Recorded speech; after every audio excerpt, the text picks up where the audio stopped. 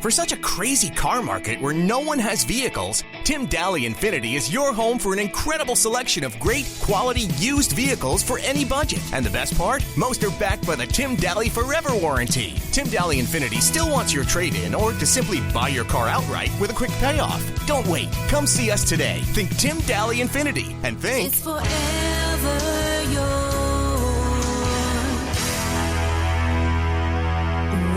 warranty. Hot Tub Factory Outlet is now open in Draper. Don't wait months for your hot tub. Get it now. Enjoy that outdoor deep soaking experience you've been thinking about all year. Whether you have limited space or lots of room, you can have that relaxation you've been wanting today. Shop Utah's newest selection of Viking hot tubs. They're all on display at the beautiful new showroom. Best pricing in Utah and no wait time while supplies last. Hot Tub Factory Outlets at hottubfactoryoutlets.com. Friday afternoon, it's 3 o'clock at KSL News Radio. I'm Jeff Kaplan. Picture perfect sunshine and 70 degrees. KSL's top story. We're now seeing more body cam footage from the altercation between Gabby Petito and Brian Laundrie in Moab. KSL News Radio's Paul Nelson is live. He begins our team coverage. Paul? Well, Jeff, if we're following the letter of the law, the fact that Moab police officers saw marks on Gabby Petito's face, that should have been enough to arrest Brian Laundrie, some analysts say. But Petito also told officers she was the instigator, and the letter of the law says she should have been arrested too. We have to question why it was that they didn't arrest both of them under a mutual combat and mutual domestic violence. Former UPD Deputy Chief Chris Bertram says that means possibly booking Petito, but did officers believe that they should have done that? Bertram says society has actually asked officers not to introduce people into the legal system that shouldn't be there. We've asked the police to be less strict in the last 5 or 6 years. Reporting live, Paul Nelson, KSL News Radio. So what are police looking for when they're called out on a report of domestic abuse? KSL News Radio's Nick Wyatt continues our team coverage.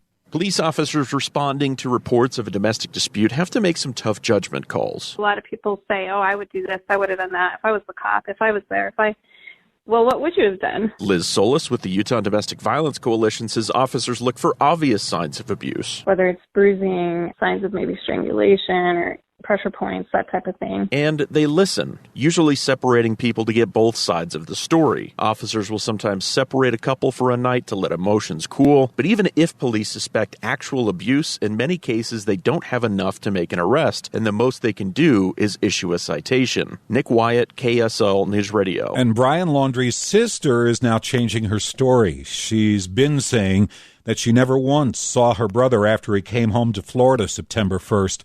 The family lawyer now says Laundrie's sister Cassie saw him on September 1st and again on that family camping trip September 6th.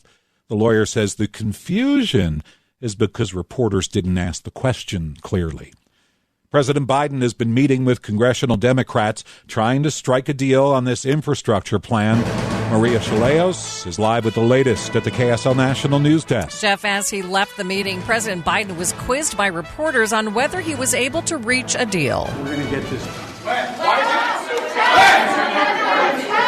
It doesn't matter when. It doesn't matter whether it's in 6 minutes, 6 days, or 6 weeks.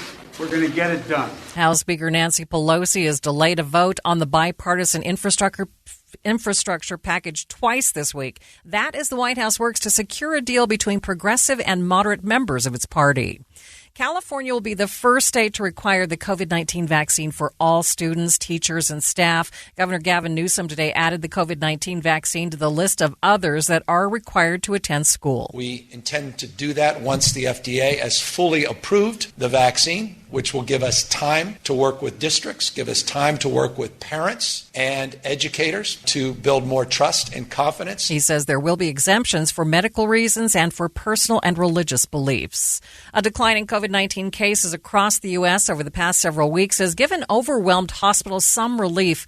Health experts say the fourth wave of the pandemic has peaked overall, particularly in the Deep South, where hospitals were stretched to the limit. But many northern states are still struggling with rising cases. and hospitals are bracing for yet another possible surge as cold weather drives people indoors. Live from the KSL National News Desk, I'm Maria Chaleos, KSL News Radio. Here in Utah, we have 1,700 COVID cases today, another dozen deaths. We have breaking news on KSL News Radio.